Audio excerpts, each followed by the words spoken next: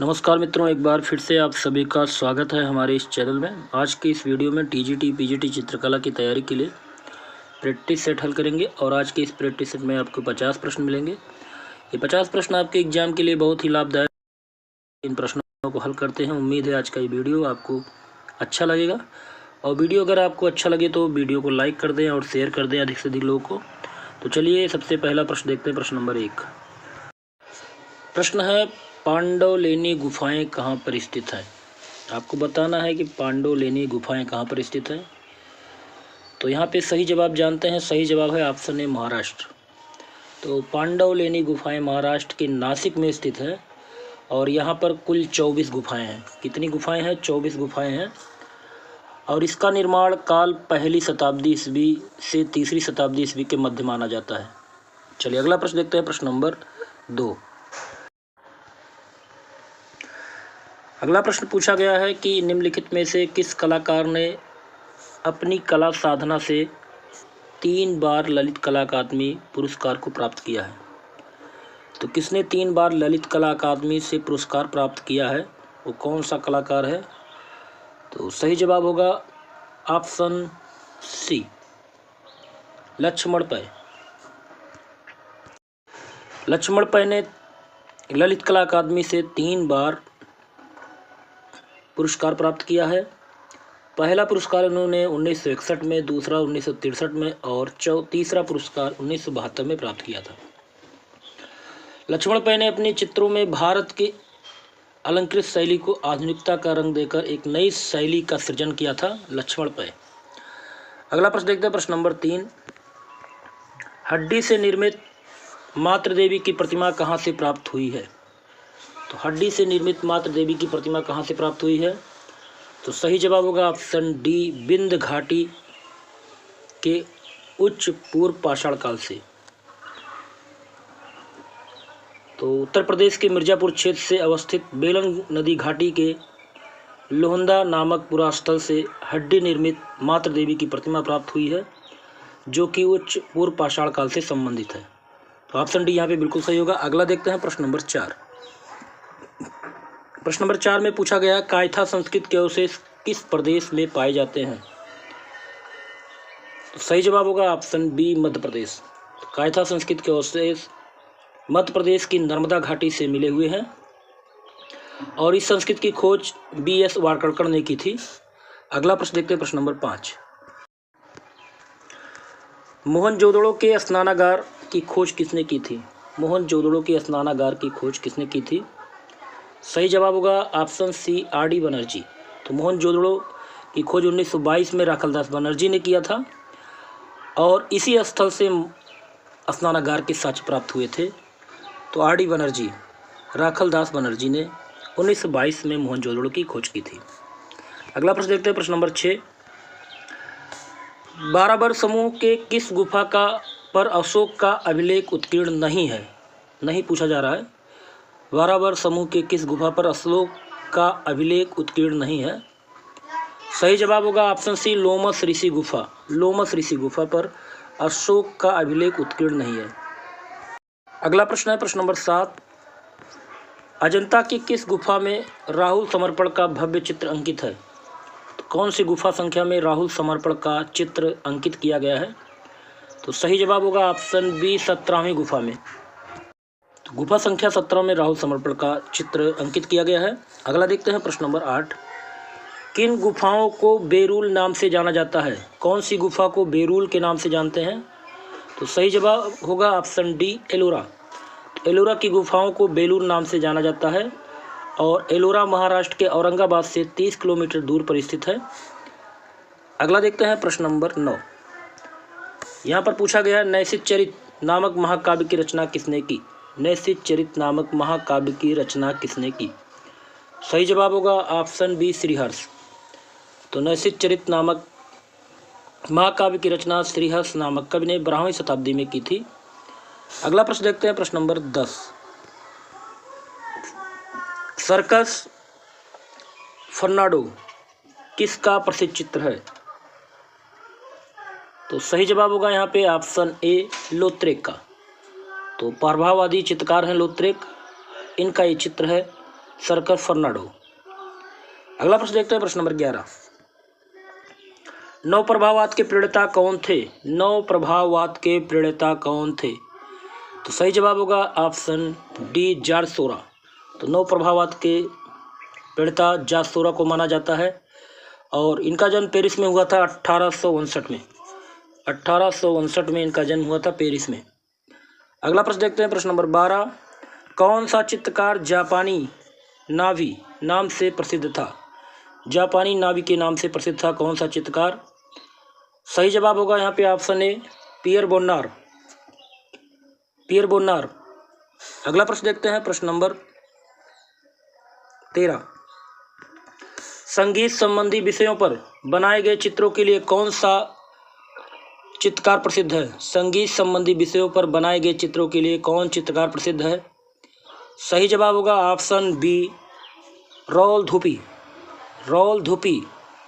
तो फाववाद कला शैली से संबंधित चित्रकार राउल धुपी ने संगीत संबंधी विषयों पर बनाए चित्रों की रचना, संगीत रचना के भाव का विचार करके उन्होंने समुचित रंग, संयत और संयोजन का प्रयोग किया है। अगला प्रश्न देखते हैं, प्रश्न नंबर 14।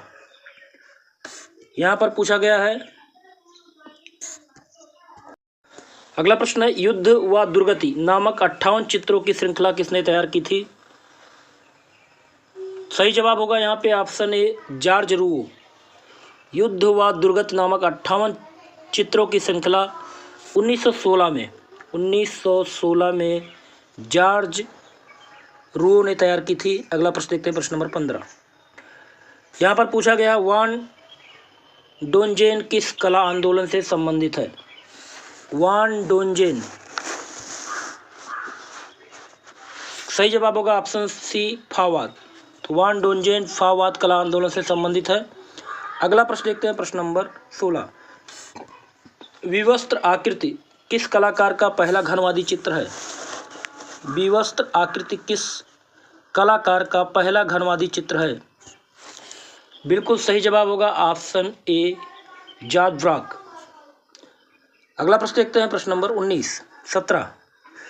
पिकासो का कौन सा चित्र अति यथार्थवादी एवं घनवादी शैलियों के मिश्रित रूप का प्रतिनिधित्व करता है? तो पिकासो का कौन सा चित्र है जो अति यथार्थवादी व घनवादी शैलियों का मिश्रित रूप का प्रतिनिधित्व करता है? सही जवाब होगा ऑप्शन ए, गौर्निका। अगला प्रश्न देखते हैं, प्रश्न नंबर 18। ईसा का ब्रसेल्ज में प्रवेश, ईसा का ब्रसेल्ज में प्रवेश किसका विख्यात चित्र है?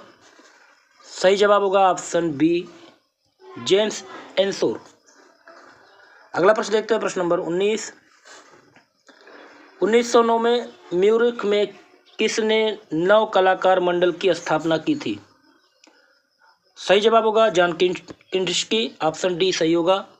1909 में किंड्रिस्की ने म्यूरिख में एक नव कलाकार मंडल की स्थापना की थी। अगला प्रश्न है, प्रश्न नंबर 20। सितारों की ओर, सितारों की ओर चित्र किसका है? सही जवाब होगा ऑप्शन ए, पॉल क्ले का है। सितारों की ओर जो चित्र है वो पॉल क्ले ने बनाया है। अगला देखते हैं, इनका एक और चित्र है, कुल्हाड़ी से कटा हुआ शीर्ष। कुल्हाड़ी से कटा हुआ शीर्ष भी पॉल क्ले ने बनाया है, बहुत प्रसिद्ध चित्र है। अगला प्रश्न देखते हैं, प्रश्न नंबर 21। यदि हम अदृश्य का साक्षात करना चाहते हैं तो हमको दृश्य की अंतिम गहराई तक पहुंचना होगा, ये कथन किसका है? तो सही जवाब होगा ऑप्शन बी, मार्क्स बेकमन का। अगला प्रश्न देखते हैं, प्रश्न नंबर 22। किस कलाकार के चित्रों के विषय मुख्य रूप से मध्ययुगीन गिरजाघरों व सागर के किनारों के दृश्य थे? सही जवाब होगा ऑप्शन बी, फाइनिंगेर, ल्यूनेल फाइंगेर। अगला प्रश्न देखते हैं, प्रश्न नंबर 23। इटली की आधुनिक कला का आरंभ कब हुआ था? इटली की आधुनिक कला का आरंभ हुआ था कहाँ? तो सही जवाब होगा यहाँ पे ऑप्शन सी, भविष्यवाद से। तो इटली की आधुनिक कला का आरंभ भविष्यवाद से हुआ था। अगला प्रश्न देखते हैं, प्रश्न नंबर 24। भविष्यवादी ध्वनि कला का घोषणा पत्र किसने प्रकाशित किया था? सही जवाब होगा ऑप्शन ए, लुइजी रुस्सेलो। तो लुइजी रुस्सेलो चित्रकार व संगीतकार दोनों थे और इन्होंने भविष्यवादी ध्वनि कला का घोषणा पत्र तैयार किया था, प्रकाशित किया था। अगला देखते हैं प्रश्न नंबर 24। किस कलाकार ने यंत्र सम आकृति को चित्रित करके उसे कॉफी की चक्की का शीर्षक किया? सही जवाब होगा ऑप्शन ए, मार्शल धूसा। अगला प्रश्न देखते हैं प्रश्न नंबर 26। दृष्ट सात्यत नामक चित्र किस कलाकार की असाधारण शक्ति का परिचायक है? दृष्ट सात्य नामक चित्र किस कलाकार की असाधारण शक्ति का परिचायक है? सही जवाब होगा ऑप्शन सी, डॉली। अगला प्रश्न देखते हैं प्रश्न नंबर 27। जोता हुआ खेत नामक चित्र का सृजन किसने किया? तो जोता हुआ खेत चित्र की रचना होन मीरो ने 1923 में की थी।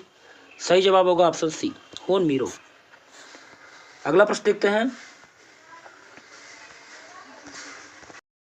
अगला प्रश्न है, आनंदोत्सव की रात चित्रकार का पहला महत्वपूर्ण चित्र किसका था? आनंद उत्सव की रात जो चित्र है वो किसका है? सही जवाब होगा ऑप्शन ए, आनरी रूसो का। अगला प्रश्न है, निम्नलिखित में से किस कलाकार ने चीन व जापान में रहकर बौद्ध कला का अध्ययन किया? सही जवाब होगा ऑप्शन सी, मार्क टोवी। अगला प्रश्न देखते हैं प्रश्न नंबर 30। नव यथार्थवाद का घोषणा पत्र कहाँ प्रकाशित हुआ? नव यथार्थवाद का घोषणा पत्र प्रकाशित हुआ था मिलान में। ऑप्शन ए यहाँ पे सही होगा। अगला प्रश्न देखते हैं, 1930 में किस कलाकार के चित्रों की प्रदर्शनी पेरिस के गैलेरी पिगाल में आयोजित हुई थी? सही जवाब होगा ऑप्शन सी, रविन्द्रनाथ टैगोर। अगला प्रश्न देखते हैं प्रश्न नंबर 32। सर्वोच्चवाद के प्रणेता कौन थे? सर्वोच्चवाद के प्रणेता, सही जवाब होगा कश्मीर मालवीज। अगला प्रश्न देखते हैं प्रश्न नंबर अगला प्रश्न है प्रश्न नंबर 33। युवा कला नामक पत्रिका का प्रकाशन किस महान कलाकार ने किया? सही जवाब होगा ऑप्शन बी, पिकासो। तो 1901 में पाब्लो पिकासो ने युवा कला नामक पत्रिका का प्रकाशन आरंभ किया था। अगला प्रश्न देखते हैं प्रश्न नंबर 34। बेटसा की गुफाएं कहाँ पर स्थित है? सही जवाब होगा ऑप्शन ए, महाराष्ट्र। अगला प्रश्न देखते हैं प्रश्न नंबर 35। नेत्रीय कला आप आर्ट का प्रारंभ किसने किया? सही जवाब होगा ऑप्शन बी, विक्टर वासरेली। अगला प्रश्न देखते हैं प्रश्न नंबर 36। निम्न में से किस पुस्तक में केवल भारतीय वास्तुकला का उल्लेख मिलता है? सही जवाब होगा ऑप्शन सी, विश्वकर्मिया शिल्प। अगला प्रश्न है, मसरूर शैली उत्कीर्ण एकाश्म मंदिर कहाँ स्थित है?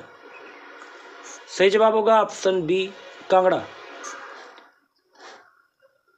कांगड़ा हिमाचल प्रदेश में है। अगला देखते हैं प्रश्न नंबर 38। अवनींद्रनाथ टैगोर की कलाकृति आउल एंड वर्ड किस माध्यम में निर्मित है? यहाँ पे सही जवाब होगा ऑप्शन सी, कास्ट। अगला प्रश्न है, ओस्कार कोकोस्का आधुनिक यूरोपियन चित्रकारी में से किस आंदोलन का प्रतिनिधित्व करते हैं? सही जवाब होगा ऑप्शन बी, अभ्यंजनावाद। अगला प्रश्न है, निम्नलिखित में से इटली के पुनर्जागरण से संबंधित नहीं है? कौन इटली के पुनर्जागरण से संबंधित नहीं है? सही जवाब होगा ऑप्शन डी, जियोवानी पिसानो। अगला प्रश्न है, जयदेवकृत गीत गोविंद, केशवकृत रसिक प्रिया और मतिरामकृत रसराज किस शैली के चित्रों के आधार स्रोत हैं? सही जवाब होगा ऑप्शन ए मारवाड़ शैली। अगला प्रश्न है, निम्नलिखित में से किस चित्रकार ने कुदाल नामक फिल्म का निर्माण किया था? सही जवाब होगा ऑप्शन बी तैयब मेहता। अगला प्रश्न है, वर्ष 2020 में राष्ट्रीय आधुनिक कला संग्रहालय ने किस प्रसिद्ध चित्रकार को उनकी 172वीं जयंती पर एक वर्चुअल दूरी के माध्यम से श्रद्धांजलि दी? वर्चुअल टूर के माध्यम से श्रद्धांजलि दी। सही जवाब होगा यहाँ पे ऑप्शन ए राजा रवि वर्मा। अगला प्रश्न देखते हैं, पिथौरा चित्रकला किस जनजाति से संबंधित है? सही जवाब होगा ऑप्शन बी भील।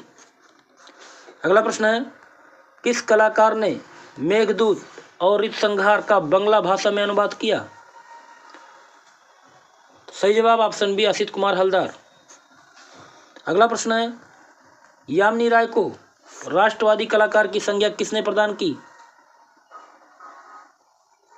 सही जवाब होगा ऑप्शन सी महात्मा गांधी। अगला प्रश्न है, अमृता शेरगिल का भारत आगमन किस वर्ष हुआ था? सही जवाब ऑप्शन डी होगा 1921। तो अमृता शेरगिल का भारत आगमन 1921 में हुआ था। अगला प्रश्न है, इनर आई नामक वृत्त चित्र किस कलाकार की जीवनी पर आधारित है? सही जवाब ऑप्शन बी विनोद बिहारी मुखर्जी। अगला प्रश्न है, किस कलाकार ने लाइफ ऑफ आर्ट नामक घोषणा पत्र प्रकाशित किया? सही जवाब होगा ऑप्शन बी के हैबर। कांटगेरी कृष्ण हैबर ने लाइफ ऑफ आर्ट नामक शोध पत्र प्रकाशित किया। अगला प्रश्न और इस वीडियो का लास्ट प्रश्न है, प्रणयी नामक शीर्षक से किस चित्रों को ज्यामितीय रूपकारों में चित्रित किया? प्रणयी नामक शीर्षक से किसने चित्रों को ज्यामितीय रूपकारों में चित्रित किया?